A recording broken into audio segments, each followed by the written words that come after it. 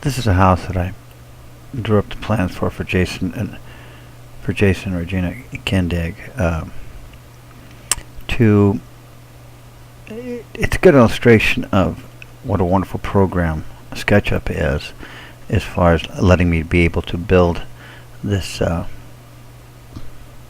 this plan in order to make sure what you have here, make sure that the roof's going to work, because what you have here is you have these trusses here. This is the living room, kitchen, bedroom area, and over here you have the master bedroom area. Its ridge lines coming like that. Right here you have a garage, and in the middle there's a stairwell going up into the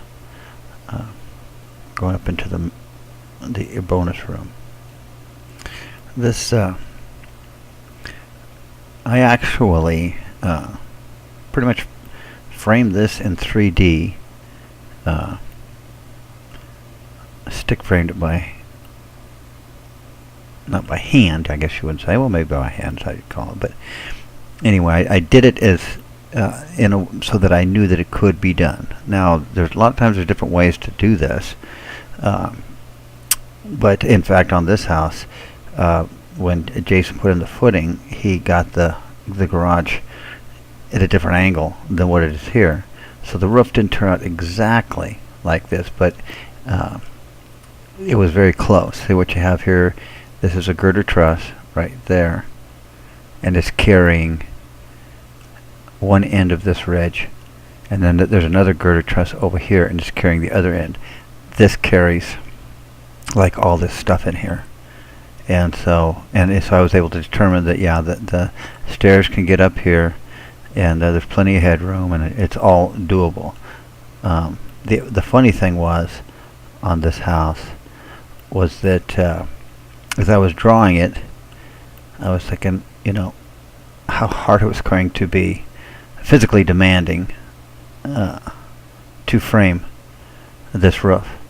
And I was thinking how glad I was that I wasn't going to have to do it, and that I was able to do it just in 3D in the comfort of my office. And then Jason ended up wanting me to go out and frame it.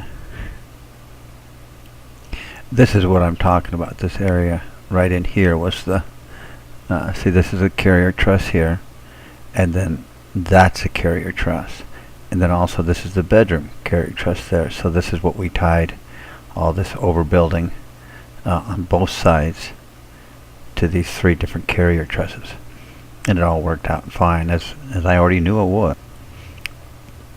This is the roof after we got it sheeted. That's me, and this is a guy that I happened to find right as we were getting to this portion, and he really knew what he was doing, and kind of made it so I pretty much stayed on the ground, and he went up there and did the hard stuff. This is a back view, or a view from the back of the garage here. This is kind of walking around down the hill a little bit more. As you can see, it's got a wonderful back porch with glass railing and a covered porch.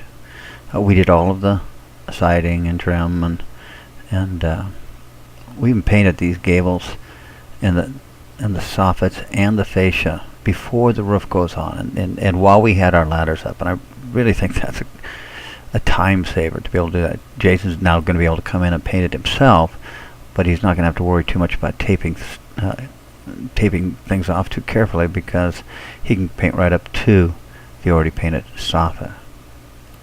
And then this is the view, kind of walking around the hill more.